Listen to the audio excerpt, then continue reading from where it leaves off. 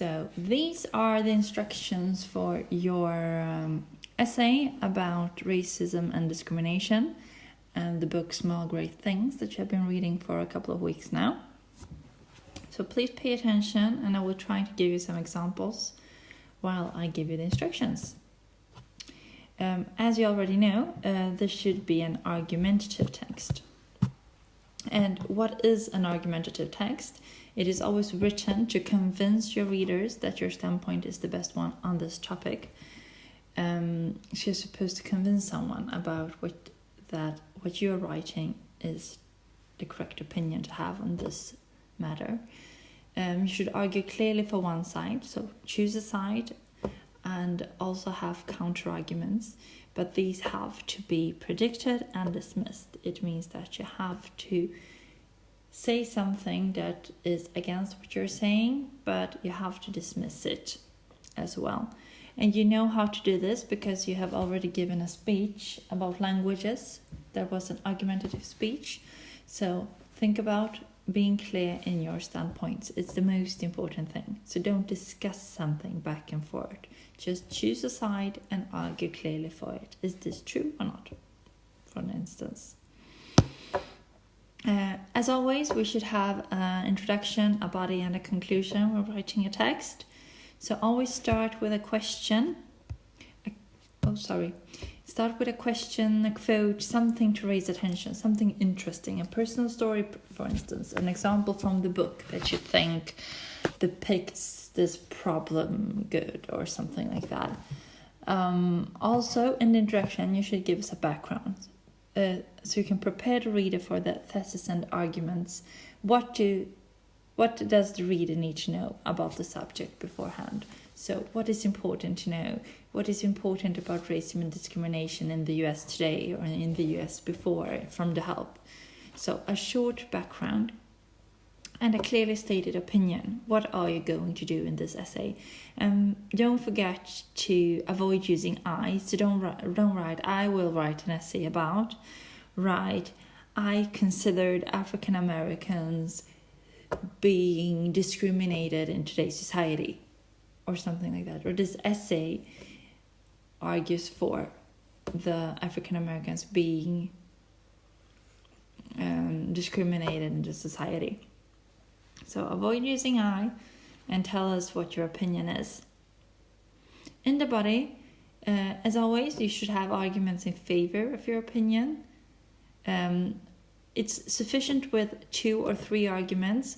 I want them to be elaborated, utvecklade. So give details and choose many examples that support your arguments instead of having like 10 arguments but just mentioning them briefly. So be clear in your argument. Use few arguments but strong arguments. You should also have a counter argument that you're supposed to dismiss, ett motargument. But also, and what does dismiss mean? It means that you have to tell us why it really isn't a counter argument because you think that it doesn't really say anything about this, for instance. In the conclusion, as always, you should sum your strongest arguments and help the readers to react. So it has to be catchy and convincing. For example, you could state your opinion again and give a recommendation of the book and why, or a recommendation of why this is an important matter. So you have to tie all the loose ends. Don't leave the reader hanging. Okay. And for the actual assignment, if we drop the how to write an argumentative text, don't forget to choose, first of all, you have to choose a thesis on a subject and write an argumentative text where you state your opinion. So a thesis is a thesis. It is your standpoint, more or less. You're supposed to write about 400 words, so you can write 500 and you can write 350. But I think you will need to write at least 400 in order for this to be good. Divide the text, as always, in suitable paragraphs. Don't ever start a paragraph if you aren't starting a new argument. So try to think one paragraph with introduction, one for each argument, and then one for the conclusion. Always use linking words to bind the text together. So use however, furthermore, moreover, in addition, firstly, secondly, thirdly, and so on. In conclusion, in the end. Try to avoid to use but, and, because when starting sentences. Because if you aim for the higher grades, you shouldn't use them at all when starting sentences. In the middle of sentences, it's fine to use them.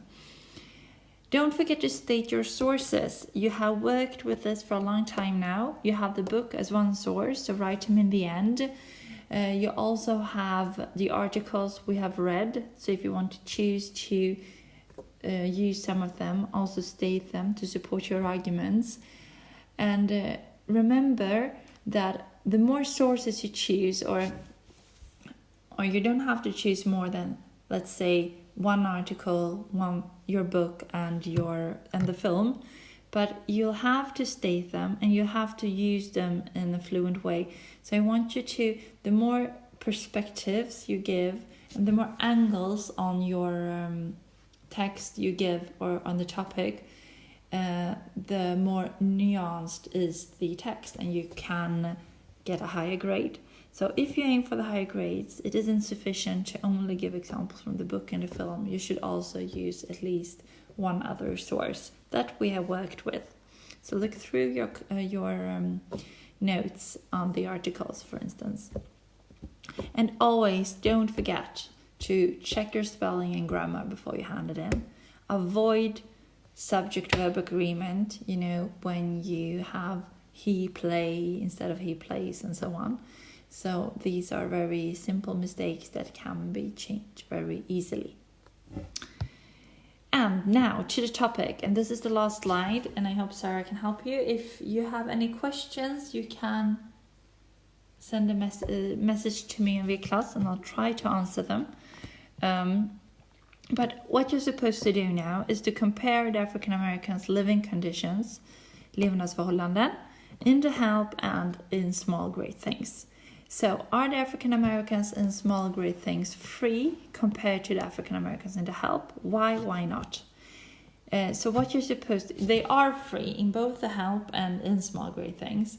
But if we look, we also had a lecture on this, on slavery. So if we look back, a few years back, we can see that even if they were free in the help, they still didn't get the good jobs. They were still only maids. The white people still ruled over them in some way. They weren't allowed on the same buses and so on.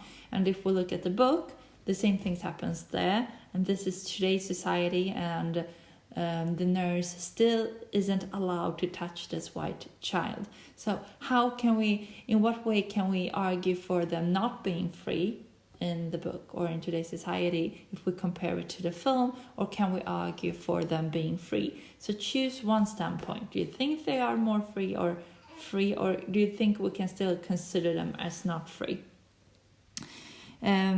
And when discussing this, you can write about if the injustice has improved, how has it improved. But the most important thing is that you use examples from both the book, the film, and the news articles to back up your argument. So for each argument that you bring up, try to choose to have sources that support what you're saying, so you are believable. I have some suggestions for you of topics. And it's racism and discrimination is still a problem. Whites are still more privileged. Legal action would not have been brought against Ruth if she was white. Color blindness will not end racism, and it means that pretending race doesn't exist. And finally, society is equal. So these are some topics you can use, and if you see in all of these topics, you can discuss the freedom of the African Americans in one way or another. So I hope you understand what you're supposed to do. If not, just ask Sarah and me and we'll try to help you. Bye.